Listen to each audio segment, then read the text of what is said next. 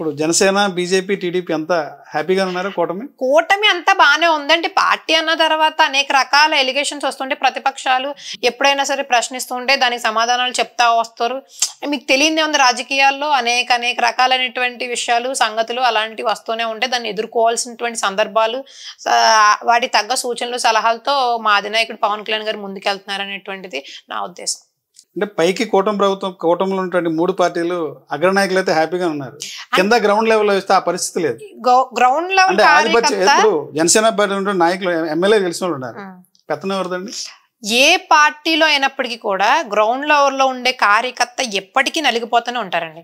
అది ఏ పార్టీ అయినా, తెలుగుదేశం అయినా, జనసేన అయినా, లేదంటే వైసీపీ పార్టీ అయినప్పటికీ కూడా గతంలో మనం చూసుకున్నట్లయితే ఎమ్మెల్యేలు బాగానే ఉన్నారు, జగన్మోహన్ రెడ్డి గారు బాగానే ఉన్నారు, ఎంపీలు బాగానే ఉన్నారు. అప్పుడు కార్యకర్తలే నలిగిపోయారు. ఆ వైసీపీ పార్టీలో ఉన్నటువంటి నాయకులు ఈ రోజు నేను పర్సనల్ గా చూస్తే వాళ్ళు సోషల్ మీడియాలో రచ్చరచ్చ చేసి వాళ్ళ ఫ్యామిలీలు అవి డిస్టర్బెన్స్ చేసి తెలుగుదేశం పార్టీ లేదంటే జనసేన పార్టీ ఒకరి మీద ఒకళ్ళు అంటాం, ఇలాగా ఒకరికొకళ్ళు ఇరుపక్షాలు కొట్లాట్లు ఎప్పుడు కార్యకర్తల మధ్యలోనే జరుగుతుంది తప్ప నాయకులు ఎప్పుడు కూడా సేఫ్ గానే ఉంటారు, సెక్యూర్ గానే ఉంటారు. ఇది నా ఒపీనియన్. అంటే పార్టీలో గతంలో పార్టీ అంతా ఖర్చు పెట్టుకున్న వాళ్ళు ఉన్నారు, నష్టపోయిన ఉన్నారు. అధికారం చేపట్టాక కూడా కింద కేడను పట్టించుకోవట్లేదని ఒక ఆరోపణ ఉంది. మీ పరిస్థితి ఏంటి? మీ జిల్లాలో చూస్తే మీరు ఒక వీర మహిళగా ఉన్నారు. చాలా మంది వీర మహిళలు చాలా పార్టీ కోసం త్యాగం చేశారు, ఖర్చు పెట్టుకున్నారు, జాబులు కూడా మానేసి వచ్చి వర్క్ చేశారు. అధికారం వచ్చి దాదాపు సంవత్సరాలు అవుతుంది. అటువంటి వారికి ఏమన్నా పార్టీ ఏమన్నా గుర్తించి గుర్తింపు ఏదన్నా నామినేట్ పదవి కానీ ఏదన్నా గుర్తించిందా? ఖచ్చితంగా పార్టీ గుర్తించుకుంటూ వస్తుంది. ఇప్పుడు జనసేన పార్టీలోనే చూస్తే ప్రతి ఒక్కరికి అంటే టైం పడుతుంది. సంవత్సరం అయింది కాబట్టి ఇంకా 4 సంవత్సరాలు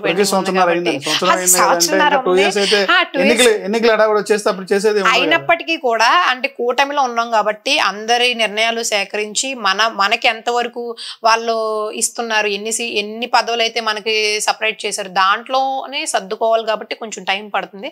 జనసేన పార్టీ అయినా, తెలుగుదేశం పార్టీ అయినా, మిగతా ఏ పార్టీ అయినా అధికారం చేపట్టేటప్పటికి కొంచెం ఇబ్బందులు అయ్యి ఫేస్ చేయాల్సి వస్తుంది. అందులోనే ఇప్పుడు ఈ సంక్షేమ పథకాల మీద కూడా కొంచెం కాన్సన్ట్రేషన్ పెట్టడం మూలంగా కొంచెం ప్రభుత్వం మీద ఒత్తిడి అయితే పడిందని నేను అంటాను.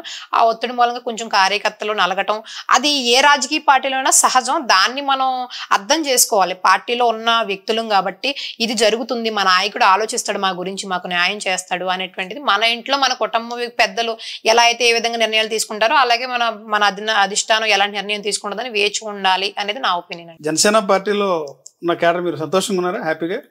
ఎప్పటికీ కళ్యాణ్ గారు ఏ పదవి లేనప్పుడు, ఏ పదవి మాకు ఇవ్వలేనప్పుడు, ఆయన 0లో ఉన్నప్పుడు మేము తోడున్నాం. ఈ రోజు 21 స్థానాల్లో ఆయన బ్రహ్మాండంగా ఉంటాయి. డిప్యూటీ సీఎం స్థానాల్లో అంత పెద్ద హోదాలో ఉంటే మాకు సంతోషం కాకపోతే ఇంకేంటండి? అంటే జనసేన పార్టీ ఎమ్మెల్యేలు పేరుకే ఎమ్మెల్యేలు, కానీ పెత్తనం అంతా టీడీపీ వాళ్ళదే కదా. అలా అన్ని చోట్ల కూడా పెత్తనం అయినప్పుడు ప్రజాసేవ చేయడానికి మేము ఉన్నామండి. ప్రజాసేవ చేయడానికి మా అధిష్టానం ఉంది, మా నాయకుడు ఉన్నాడు. అధికారులతో పని చేయించడానికి ఇంకా పేరు ఇంకేముందండి? పేరుకే ఎమ్మెల్యే కదా. అలా అంటారు మీరు, కానీ తెలుగుదేశం అయినప్పటికీ ఏ ఎమ్మెల్యే అయినా సరే, ఏ జనసేన పార్టీ అయినా, తెలుగుదేశం పార్టీ అయినప్పటికీ కూడా కొంచెం తెలుగుదేశం పార్టీ కొంచెం బలమైన పార్టీ కాబట్టి దాని ఎఫెక్ట్ అయితే 100% జనసేన పార్టీ మీద పడుతుంది. కానీ ఎప్పటికప్పుడు మేము అధిష్టానంతో మాట్లాడుకుంటూ అక్కడ నుంచి మళ్ళీ ఫోన్ చేసుకుంటూ ఈ చిన్న డిస్టర్బెన్స్ ప్రతి నియోజకవర్గాల్లోనే ఉంటది. మీకున్న ఎమ్మెల్యేలు దాదాపు మెజారిటీ ఆరోపణలు వచ్చేది అదే, పేరుకే మేము ఎమ్మెల్యేలు కానీ పెత్తనం మా దగ్గర ఏమీ లేదు, కనీసం మాకు అధికారులు కూడా మాట వినట్లేదనే పరిస్థితి ఉంది. ఉదాహరణ చూస్తే పోలవరం, చిరి బాలరాజు గారు, నరసాపురం, విశాఖపట్నం, ఇలా చెప్పుకుంటూ వెళ్తే జనసేన పార్టీలో ఉన్నటువంటి మెజారిటీ ఎమ్మెల్యే పరిస్థితి అని చెప్తారు. మా నియోజకవర్గం వస్తే మా ఎమ్మెల్యే గారు ఏ పనైనా సరే అధికారులతో చేయిస్తున్నారు. నియోజకవర్గ సమస్యలు అయితే బ్రహ్మాండంగా తీరుస్తున్నారు. ఆ విషయంలో అయితే అసలు ఇబ్బంది ఏం లేదు. నియోజకవర్గం మీ ఎమ్మెల్యే గారి మీద అవినీతి ఆరోపణలు కూడా వచ్చినాయి. అవినీతి సామ్రాట్ అని చెప్పి మీడియాలో పలు కథనాలు వచ్చినాయి. కనీసం స్పందన లేదు. నిజంగా అవినీతి జరుగుతుందంటారా? అవినీతి జరిగితే ఈ రోజు కాకపోతే రేపటికైనా ఎప్పటికైనా బయటపడుతుంది. ఆ విషయం గురించి అనట్లేదు కానండి, నిజంగా ఆయన ప్రజాసేవ చేస్తున్నాడు, ప్రజలకు అందుబాటులో ఉన్నాడు. నేను దగ్గరుండి చూసిన వ్యక్తిని కాబట్టి ఆయన్ని సమర్థించడం అనే విషయం కాదు కానండి. ఆయన అయితే వ్యక్తిగతంగా మాత్రం మనిషి నెంబర్ 1 అండి ధర్మరాజు గారు. ఎటువంటి సందర్భంలో ఎటువంటి సమయంలో వెళ్ళినా సరే ప్రజలు ఏ సమస్య అనేటప్పటికి వెంటనే స్పందించి తీర్చేటువంటి గుణం ఉన్నటువంటి వ్యక్తి. అటువంటి వ్యక్తి మీద అంటే కొంతమంది ప్రతిపక్షాలు విపక్షాలు వాళ్ళు ఓర్చుకోలేక మా ఎమ్మెల్యే గారికి వచ్చినటువంటి మెజారిటీ కూడా 45,000 మెజారిటీ, ఆ మెజారిటీని ఓర్చుకోలేక ఇటువంటి నీచపు దుష్ప్రచారాలు చేస్తున్నారని నా ఉద్దేశం. జనసేన పార్టీ బలం ఎలా ఉంది ఏలూరు జిల్లాలో కానీ మీ కాన్స్టిట్యున్సీలో చూస్తే? రోజు రోజుకి జనసేన పార్టీ అనేది పుంజుకునేటువంటి పార్టీనండి. గతంలో 11 సంవత్సరాల మట్టి మనం చూస్తున్నాం. అంచులుగానే ఎదుగుతుంది. అది రేపు మళ్ళీ వచ్చే 2029కి ఇంకా బలం పుంజుకుంటుంది. రోజు రోజుకి ఎక్కుతుంది తప్ప ఏ రోజు ఏమెట్టి దిగినట్టు నాకైతే అధికారం చేపట్టిన దగ్గర నుంచి జనసేన గ్రాఫ్ పడిపోతుందని చెప్పి బయట ట్రోల్ అసలు ప్రజల్లో ఇప్పుడు రాజకీయాలకు అతీతంగా ఉన్నటువంటి వ్యక్తులు, రాజకీయాలు తెలియనటువంటి వ్యక్తులు, కామన్ మ్యాన్ న్యూట్రల్ గా ఉన్నటువంటి వ్యక్తులు వెళ్ళి జనసేన పార్టీ గురించి అడగండి.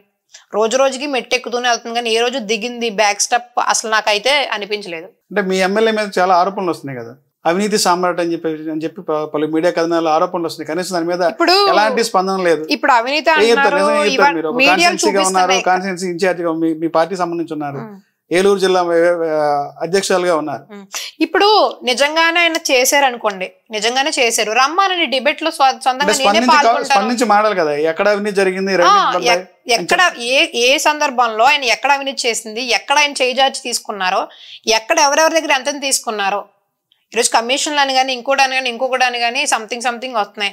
రమ్మానండి డిబేట్ లో స్వయంగా నేనే పాల్గొంటాను ఎక్కడ అవినీతి చేశారని. ఈ రోజు ఆయన చిన్న తిరుపతి కాలినడక నడిచినటువంటి భక్తులకు కానివ్వండి, ఆయన ఎన్నో నిత్యాన్నదానం చేసేటువంటి వ్యక్తి. అటువంటి వ్యక్తి మీద మనం తప్పుడు ఆరోపణలు చేయడం అనేది ముమ్మాటికి తప్పని నేను హెచ్చరిస్తున్నాను. గుంటూరు నియోజకవర్గంలో జనసేన పార్టీ ప్రభావం ఎలా ఉంది? జనసేన పార్టీ గతంలోకి ఇప్పటికి గ్రాఫ్ అయితే పెరిగింది, కానీ కార్యకర్తల్లో అయితే మాత్రం కొంచెం బాధాకరమైనటువంటి సంఘటన ఏమందంటే గుర్తించట్లేదు. అది ఉన్న ఫ్యాక్ట్ అది. కానీ ఏ రోజుకైనప్పటికీ మా ఎమ్మెల్యే గారు అందరు ఉద్దేశాలు మొన్నటి రోజుల్లో కూడా మా ఉద్దేశాలు స్వయంగా స్వీకరించి ఎలా అయితే బాగుంటుంది, ముందుకు ఎలా వెళ్దాం, ఈ లోకల్ బాడీ ఎలక్షన్ లో కూడా బ్రహ్మాండమైనటువంటి మెజారిటీ మనం పొందాలి, స్వీకరించాలనేటువంటి ఉద్దేశంతో ఆయన అయితే ముందుకు నడుస్తున్నారు.